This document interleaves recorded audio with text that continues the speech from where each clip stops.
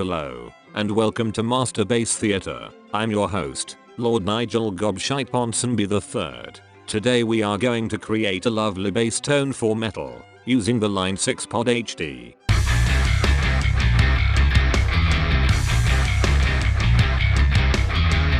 Before we begin, you will need a bass guitar, a Line 6 Pod HD, an audio interface, and the recording software of your choice. If you do not have any of these things, pause the video and instruct a servant to pop down to the shops and purchase them for you. It is always recommended that you use a new set of bass strings to achieve the best possible tone. However, for the purposes of this video, we will be using a set of old strings. The assumption here is that if our only means of achieving a proper bass tone is by using a Pod HD, our budget very likely prohibits us from using new strings at all times, and we very likely have an old set on our bass guitar at the moment.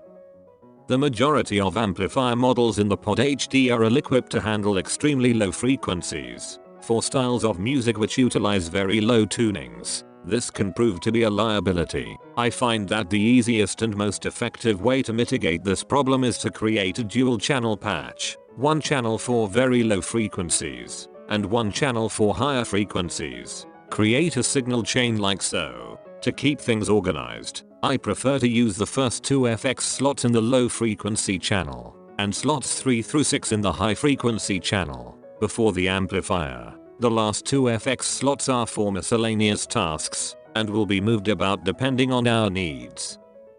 Add an amplifier to the high frequency channel. In this example, we will use the first amplifier on the list, the Blackface Double, Normal. This amplifier can achieve a bright and chimey tone when using a plectrum. For now, simply turn the amplifier off, being sure to set the bypass volume to 0%. This will allow you to control the low frequency channel in isolation. Insert an equalizer in the first FX slot of the low frequency channel. I prefer to use the 4-band shift EQ. It can cut frequencies at either end of the spectrum very aggressively. Cut the highs and high mids by turning the knobs completely to the left. In this scenario, turning the shift knob to the right will allow more lower mid-range through, and adjusting it to the left will allow less. I have set mine quite far to the left, allowing only very low frequencies to pass through. At this point you may notice a significant reduction in overall volume while the equalizer is engaged. To compensate for this, and to improve the sustain of the lower frequencies, insert a compressor after the EQ. I prefer to use the tube compressor model, as it is very transparent in the lower frequencies. The default settings of 50% threshold and 19% level worked quite well for me, but you may have to adjust it slightly. At this point, turn both the shift EQ and the tube compressor off, and check the overall output of the dry signal. Then, turn both back on, and test again. The overall output should be similar, but should be much deeper, and warmer, without any unwanted distortion. It is important in this case to make sure the compressor is placed after the equalizer, and not before. The compressor will be most effective when handling a narrow band of frequencies, rather than the entire spectrum. This should be all the editing we need in the low frequency channel. Now might be a good time to take a break for a spot of cognac, or a good old-fashioned fox hunt, or whatever the hell it is that you young people are doing these days. Now, go to the amplifier in the high frequency channel, and set the bypass volume to 100%, but do not engage the amplifier just yet.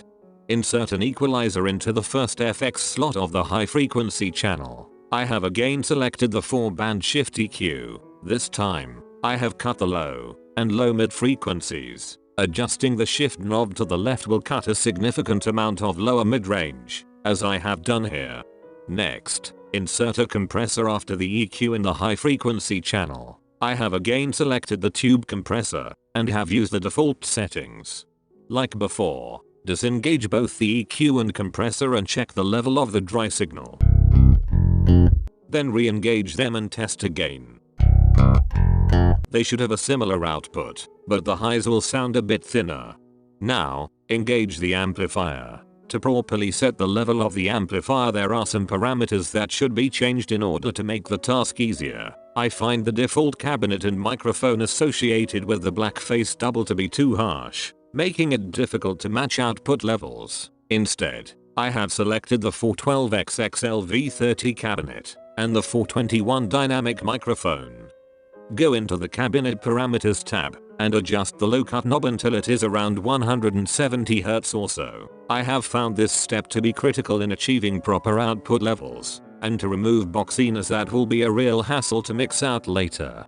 Moving on, set the amplifier's equalization controls to 50% and adjust the drive until it is just at the point of breakup. Then reduce it slightly. I found that setting the drive to 60% was quite adequate, with a corresponding channel volume of about 50%. It is very likely that you will have to adjust these settings differently to account for discrepancies in your pickup's output, as well as your playing style.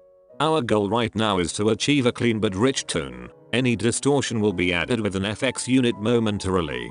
Next, turn the amplifier back off and insert a distortion pedal after the compressor in the high frequency channel. Many of them will work quite well, but for now we will use the Line 6 drive model. It is a unique distortion unit, in that the mid-range knob acts as a character control. The further it is turned to the left, the more it sounds like a vintage bass overdrive or fuzz pedal, very suitable for doom and stoner rock tones. To the right, it is a brighter and more modern sounding distortion, which works well for progressive metal and the gents.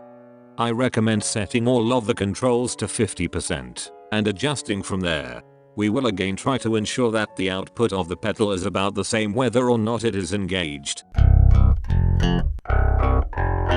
At this point you may notice some background noise being generated by the distortion pedal. Don't worry, as we will address this issue momentarily.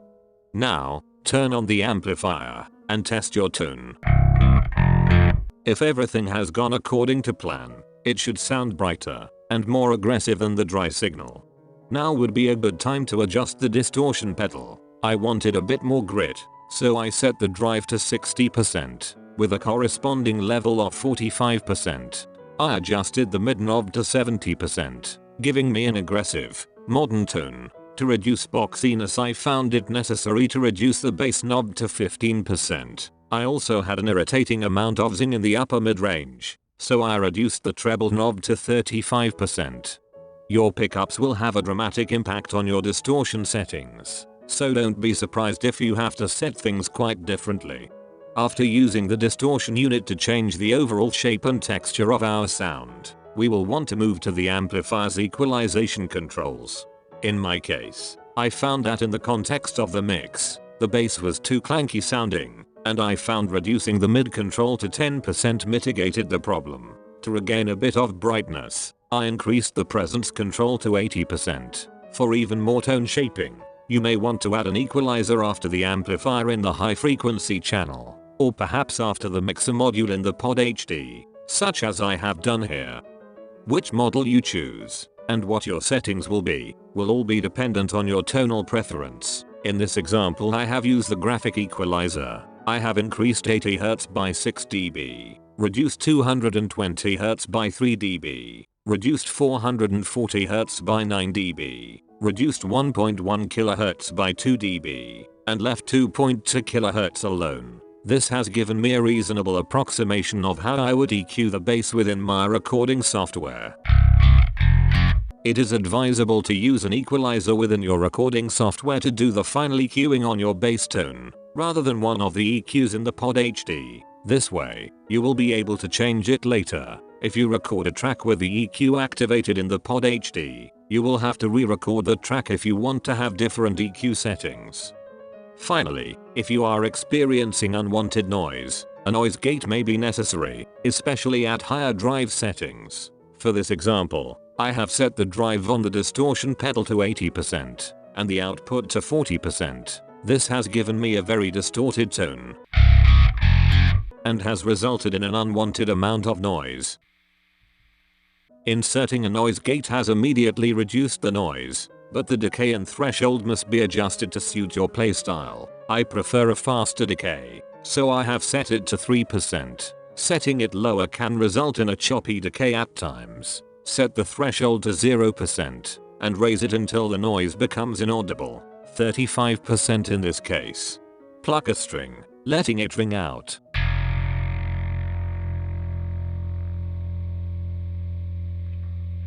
As the note decays, the noise will return. Set the threshold high enough that the noise is reduced as much as possible, but do not set it so high that it removes clarity or attack from your tune. The highest I was able to set the threshold before losing attack was approximately 60%.